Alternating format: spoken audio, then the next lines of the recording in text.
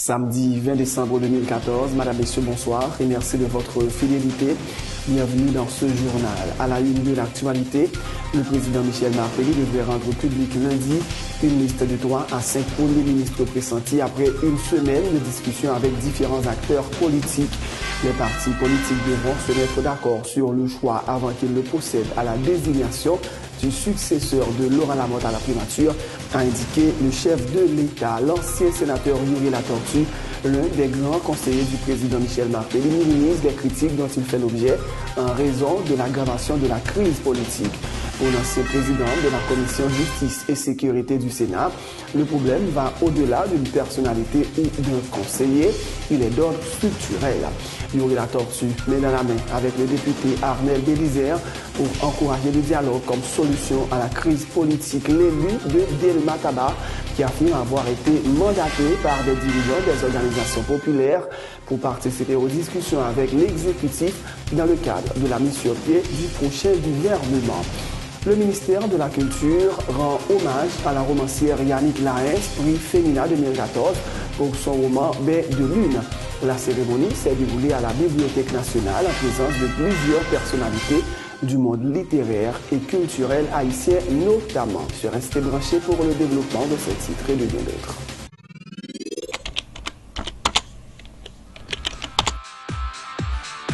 Bienvenue à cette édition d'Information Pulsation, l'essentiel de l'actualité de la journée.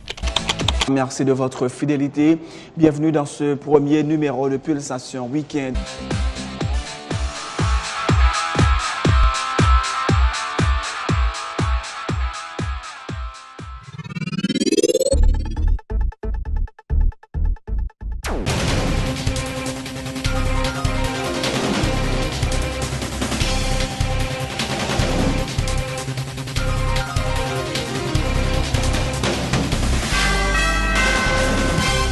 De recherche, bienvenue dans le développement du journal en couverture. Le président Michel Martelly s'apprête à rendre public une liste de 3 à 5 premiers ministres pressentis après une semaine de discussion avec différents acteurs politiques. Le président Martelly a indiqué que les partis politiques devront se mettre d'accord sur le choix avant qu'ils ne procèdent à la désignation du successeur de Laurent Lamotte à la primature.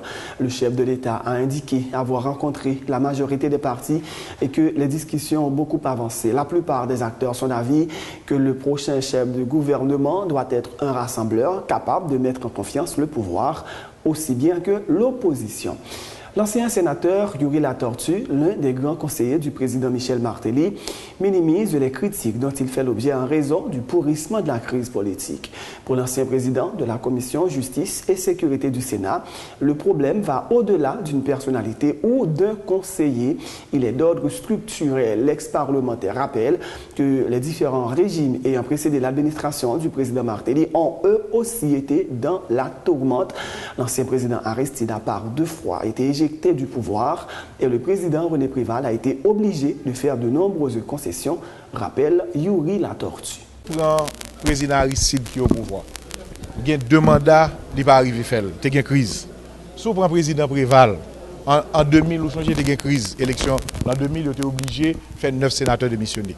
L'autre jour, le président Préval, pour aller à une crise encore, il n'était même pas allé en avion pour l'aller. Pas un président qui l'a, même si le président Préval arrive à 25 ans, mais pas un président qui l'a pas de crise. Donc je dis à la crise là, c'est pour une affaire de monde. Crise là, c'est que nous avons des problèmes structurels. Je dis à moi, je dis dans le pays, nous voulons la démocratie, mais pas de démocrate. C'est-à-dire que les principes nous pas acceptés, qui fait que toujours il y a un problème. Moi, je ne peux pas dire que c'est un monde qui cause crise là, parce que deux présidents et Aristide, président Préval, président Martelly, il y a un problème. Donc ça qui fait, faut recul pour nous dire attention, le problème est beaucoup plus profond. Ce n'est pas l'affaire d'un président, ce n'est pas l'affaire d'un conseiller, c'est des problèmes structurels qui demandent à ce que nous chita pour nous mettre sous pied institutions pour nous résoudre le problème, mais en attendant institutions là, pour nous chita faire dialogue par consensus pour nous avancer vers la démocratie. Moi-même, ah oui, non, écoutez, moi-même, Bamzou, m'bab j'aime rester.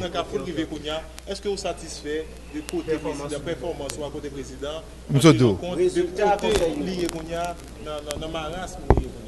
Ok. M'sou dit nous tout à l'heure. Président Aristide fait 2 mandats, il n'est pas fini. Vous pensez que c'est conseiller qui fait le pas fini? Président Préval fait 2 mandats. Il était obligé une élection a été fait 9 sénateurs démissionnés. L'autre jour, il vient dans l'élection là, nous avons Jean, si ça dépasse, vous pensez que c'est conseiller?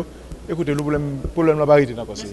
Nous sommes dit, problème là, non, problème là, il est structurel dans le pays, nous voulons la démocratie, mais nous manquons de démocrates.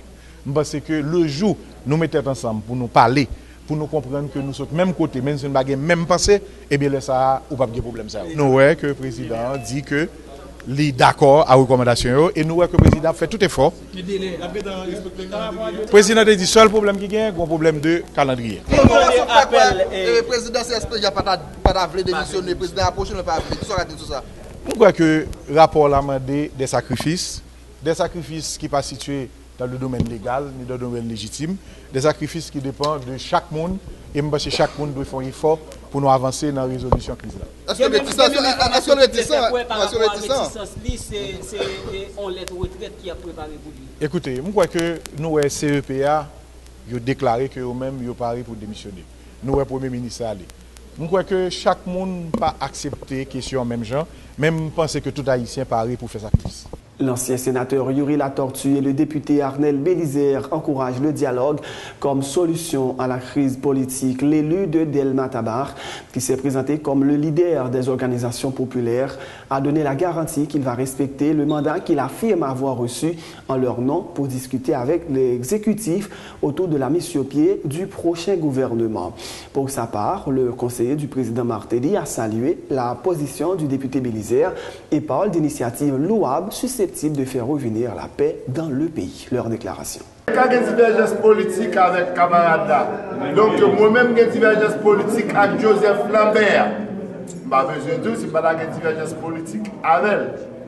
Mais dans la société, l'on bagaille lié quelque part, pas on dit que lié. À son minimum que nous demandons pour leader au pays, commencer à mettre à la hauteur. Mais Arnel Bélizer, je ne peux pas arrêter même à président Jean-Bertrand ici. Même à mourir, mais Jean-Bertrand ici. C'est que je ne peux pas même à respecter le mandat, nous ne pouvons pas dépasser, pour ne pas faire ça qui passe. Et frère, je remercie encore, parce que j'ai courage de passer. Et par tout conseiller, président, qui a courage. Malgré ces mesures, je pense que c'est une initiative louable. Et c'est peut-être ça, moi-même, c'est moi personnellement qui ai les députés. Je pense que c'est une initiative louable, parce que c'est ça qu'on a cherché. Comment le leader a organisé le secteur et puis pour le secteur chita parler pour tout le monde qui est placé. Moi-même, son génération pense en l'autre façon. C'est-à-dire que je dis qu'il est difficile pour que moi-même ou chita et bien et que nous sommes un monde de gauche. Non, nous ne sommes pas un homme de gauche. Nous sommes un monde de centre droit. Mais je pense que nous avons chita entre nous pour nous joindre un minimum pour le pays avancer et que dans le minimum ça a un renouvellement personnel politique.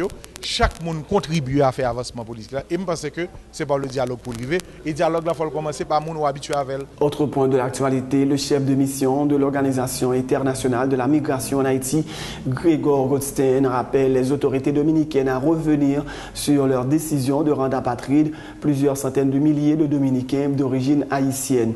Il fait remarquer que ces citoyens ont contribué au développement économique du pays. De son côté, le directeur technique et de recherche de l'Organisation nationale de la migration, Adelson Lorja, assure que le gouvernement haïtien continue de suivre le dossier et d'accompagner ses ressortissants susceptibles de bénéficier du plan de régularisation de leur situation de l'autre côté de la frontière. Les gens qui sont dénationalisés étaient éventuellement des migrants au départ, mais c'était des migrants il y a plusieurs générations. Nous, on considère que ce sont des citoyens de la République dominicaine. Si ce décret fait en sorte qu'ils deviennent apatrides, ce n'est plus vraiment du domaine de l'OIM. L'apatridie, c'est le domaine du commissariat l'UNHCR, donc le Haut Commissariat aux réfugiés. C'est eux les spécialistes sur la question. L'OIM, on n'est pas trop en mesure de nous prononcer là-dessus. Maintenant, nous, on voudrait en faire en sorte et encourager que cette personne puisse rester en République dominicaine, puisqu'ils ont contribué au développement économique, j'imagine, de ce pays. Et maintenant, c'est vrai que la République dominicaine, c'est un État souverain. C'est à eux de prendre les décisions. On ne peut que les encourager à faire en sorte qu'il y ait une régularisation de ces personnes-là et éventuellement une renationalisation de ces personnes. Le gouvernement prend ça très au sérieux et a travaillé sur ça. ONM comme institution étatique, c'est la suivre ligne que le ministère des Affaires étrangères, qui est membre du conseil d'administration PAL, qui est déjà en négociation avec la République dominicaine pour que y adresse ces questions. Ouais. Et dans ce sens, ça, il y a des dispositions qui déjà prend, côté que il y a un groupe technique qui est sur place en République dominicaine, capable de haïtiens des documents tant que acte de naissance, tant que passeport, qui sont documents ou bien éléments qui vous permettent que yo aboutir à ça les régularisations haïtiens qui sont en situation difficile l'autre bord et que le gouvernement travaille sérieusement sur ça actuellement. Tout à fait autre chose, le ministère de la Culture a rendu jeudi hommage à la romancière Yannick Laens, prix Femina 2014 pour son roman Bain de Lune. La cérémonie s'est déroulée à la Bibliothèque nationale en présence de nombreuses personnalités du monde littéraire et culturel haïtien notamment. La ministre de la Culture, Monique Roucourt, a félicité Mme Laens pour ce nouveau prix, rappelant qu'elle est l'écrivaine haïtienne qui a reçu le plus de prix et de distinctions à l'échelle internationale. L'hommage qui vous est rendu aujourd'hui va continuer de manière concrète avec la présence de votre nouveau roman dans toutes les bibliothèques publiques d'Haïti, a indiqué la ministre de la Culture. C'est une cérémonie qui est organisée par la Bibliothèque nationale d'Haïti et qui était faite pour honorer Yannick Laens. C'est une écrivaine que nous sommes très fiers de lui, qui gagne un prix le plus prestigieux en dehors d'Haïti, qui est le prix Femina. Et nous te voulons prendre un moment pour dire à Yannick Laens merci. Merci au nom de tous les jeunes qui viennent derrière et qui joignent en lui un exemple de jusqu'à côté aller dans la perfection. Et qui a un exemple de un roman qui est belle, la description, même douloureuse, d'expérience dans un milieu haïtien. Liban un exemple d'un parcours extraordinaire, puisque Yannick Laens est un éducateur aussi bien qu'un auteur. Et nous avons besoin vraiment des modèles de ce genre dans le pays. Parce que trop souvent, nous avons l'impression que nous avons une jeunesse qui ne sait pas exactement qui côté pour regarder. Pour qu'on ait valeur, pour qu'on ait qui côté capable de vivre en tant que jeune, jusqu'à côté même tout est capable de briller. Et je crois que au monde comme Yannick Laens, si je besoin de prendre une image, et c'est quand on a dit un fort dans la tourmente et une petite lumière, l'enfer noir. Et nous besoin de pile lumière comme ça dans le pays. Et je crois que c'est quand même un signe qui est très bon lorsque nous avons une assemblée de jeunes qui viennent pour témoigner reconnaissance et à Yannick Laens ce matin de production qui fait nous toutes briller. Ce n'est pas seulement lui-même, parce que lui représente le pays. Pour sa part, Yannick Laens a souligné que l'éducation qu'elle a reçue ainsi que son parcours tant au ministère de l'Éducation que dans le milieu culturel ont fait d'elle ce qu'elle est devenue aujourd'hui. Une façon pour le prix Femina 2014 de remercier tous ceux qui, à travers les ans, ont contribué à sa formation. Je remercie la ministre de la Culture et de l'Éducation pour cette cérémonie d'hommage autour du prix Femina que m'a valu mon dernier roman Bain de Lune. J'apprécie d'autant plus cet hommage qu'il me permet de mesurer ce qu'a été mon parcours et mon engagement dans la culture et l'éducation. C'est deux domaines dont vous avez la charge et qui ont compté et comptent encore beaucoup pour moi. J'ai encore en mémoire mon premier emploi dans l'équipe rapprochée de M. Joseph Bernard. D'abord à l'Institut pédagogique national, et ensuite au ministère de l'Éducation nationale. J'en garde surtout une fierté d'avoir été à mon humble niveau, de ceux et celles qui ont aidé ce grand ministre à faire bouger les lignes. Et à regarder le travail entrepris jusque-là par le ministre Maniga, je peux dire que lui aussi a eu le courage de certaines mesures et qu'il faut saluer ce courage. Ce n'est pas facile en Haïti d'avoir du courage. Au XIXe siècle, Haïti a inventé une culture éminemment originale. Heureusement, il arrive quelquefois que cet acte d'écrire, comme avec ce prix féminin, soit reconnu. Et je vous l'avoue, cette reconnaissance fait du bien. Elle rejaillit au-delà de ma personne sur toute une communauté. Nous faisons partie de ces communautés qui ne peuvent pas se passer de leur histoire ou de leur identité. Je ne saurais passer sous silence l'apport incommensurable de mes proches, d'abord celui de mes parents, qui nous ont toujours appris que le plus grand héritage qu'ils pouvaient nous laisser était une passion. C'est autour d'elle que tu te construiras. C'est elle qui sera ton centre de gravité et ton rempart contre tous les obstacles. J'espère continuer encore longtemps à rencontrer des inconnus dans le silence de la page et à distiller cette saveur du monde. Présent à la cérémonie, l'ancienne ministre de la Culture et de la Communication, Marie-Laurence Jocelyn-Lassègue, et le ministre de l'Éducation nationale, Nesmi Maniga, ont félicité Mme Laens et appelé les jeunes à suivre son exemple en accordant beaucoup d'importance à l'éducation et à la lecture notamment. Yannick Laens, son écrivaine qui confirmait donc son reconnaissance internationale et pas n'importe qui reconnaissance, c'est toute francophonie qui content avec prix que Haïtienne ça a gagné. Donc nous croyons que c'est une ouverture pour que plus jeunes continuer faire poésie, continuer écrire roman. Parce que bon, souvent, il parlait de modèles, donc pourquoi que c'est un modèle et encourager aussi les jeunes à lire. C'est important, eux-mêmes pour l'écriture, pour articuler pensée. Donc vraiment, et nous-mêmes, femmes, nous très fiers. C'est-à-dire que ce prix, quelque part, c'est un peu notre prix également. Donc nous vraiment dit Yannick Laens, merci. C'est déjà une grosse fierté pour Haïti, pas seulement le ministère, non, pour toute la communauté éducative, de voir que un petit pays de par production intellectuelle arrivé à une reconnaissance au niveau international.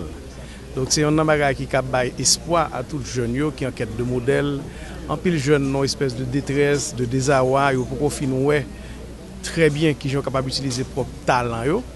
Et nous, ça a passé, puis les jeunes voulaient partir, quitter le pays. Donc c'est l'occasion pour nous dire, avec le travail, son monde était pour vraiment insister pour développer le talent, pour capable d'arriver très loin. Exemple que Yannick Baye aujourd'hui, c'est qu'après plusieurs années d'efforts, de courage, il est arrivé parmi les gens qui mettaient la littérature haïtienne contemporaine au niveau international.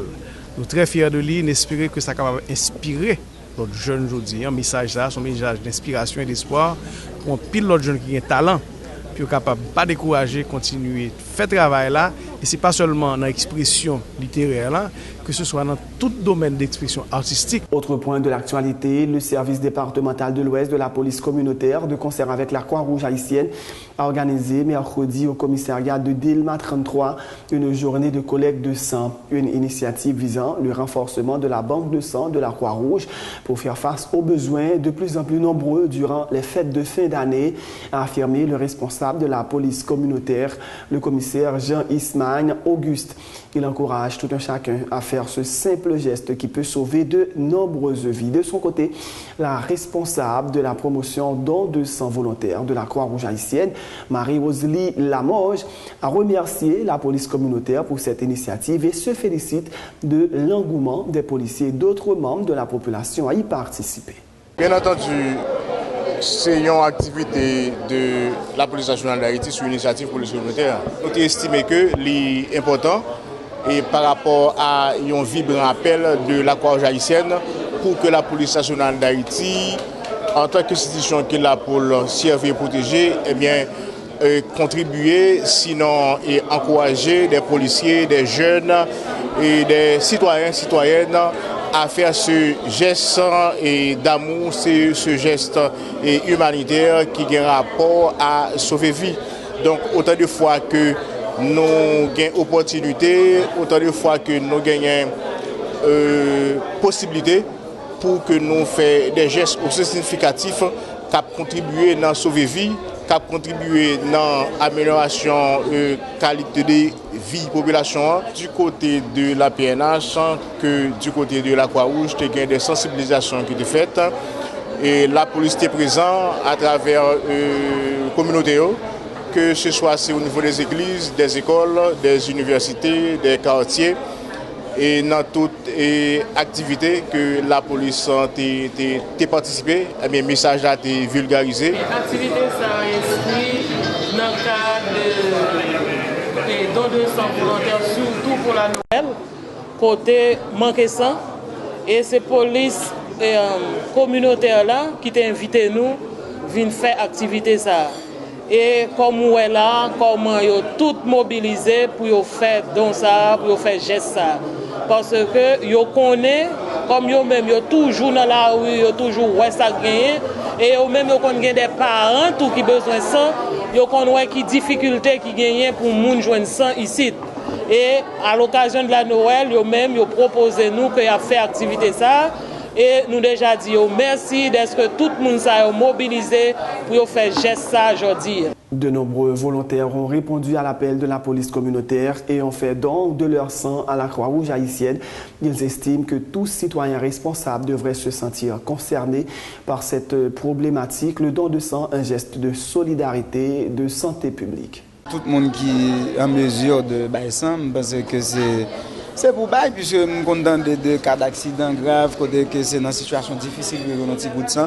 Donc plus ou jouer une possibilité, c'est faire les sang, parce que son geste de solidarité, j'en dis, il y a un pile humanisme là-dedans, donc ou bailler pour l'autre monde qui prend le besoin, très certainement, au cas où on est un prochain utilisateur là, c'est moi-même, c'est responsable du personnel, donc je juste on a venu dire c'est ça, on dit bon, ok, pour la première fois de ma vie, je vais participer, je vais bailler ça. Moi, ouais, c'est une bonne décision pour m'apprendre, juste pour me capable de sauver des vies. C'est une joie pour moi, pour me bailler ça là aujourd'hui. Parce que je connais un peu de monde qui a besoin de ça. Pendant ce temps que je peux aider dans ce sens, c'est un grand plaisir pour moi. Bon, tout le monde qui connaît en santé, il a besoin de ça, vient faire ça parce que c'est un geste pour sauver le monde qui est en nécessité pour ça. Il a venir faire ça, pour essayer de venir ici, venir faire ça. Ok, merci. Ça fait un plaisir pour me faire ça, pour sauver. C'est la fin de ce journal, Madame, Messieurs, mais juste avant de vous quitter, voici un dernier rappel des titres. Le président Michel Martelly devrait rendre public lundi une liste de 3 à 5 premiers ministres pressentis après une semaine de discussion avec différents acteurs politiques. Les partis politiques devront se mettre d'accord sur le choix avant qu'ils ne procèdent à la désignation du successeur de Laurent Lamotte à la primature, a indiqué le chef de l'État. L'ancien sénateur Yuri Latortue, l'un des grands conseillers du président Michel Martelly, minimise les critiques dont il fait l'objet en raison de l'aggravation de la crise politique. Pour l'ancien président de la Commission Justice et Sécurité du Sénat, le problème va au-delà d'une personnalité ou d'un conseiller, il est d'ordre structurel. Yuri Latortue met dans la main avec le député Arnel Bélizaire pour encourager le dialogue comme solution à la crise politique. L'élu de Delma Tabar qui affirme avoir été mandaté par des dirigeants des organisations populaires pour participer aux discussions avec l'exécutif dans le cadre de la mise sur pied du prochain gouvernement. Le ministère de la Culture rend hommage à la romancière Yannick Laens, prix Femina 2014, pour son roman Bain de Lune. La cérémonie s'est déroulée à la Bibliothèque nationale en présence de plusieurs personnalités du monde littéraire et culturel haïtien notamment. Bonne suite de programme sur Télé Pluriel.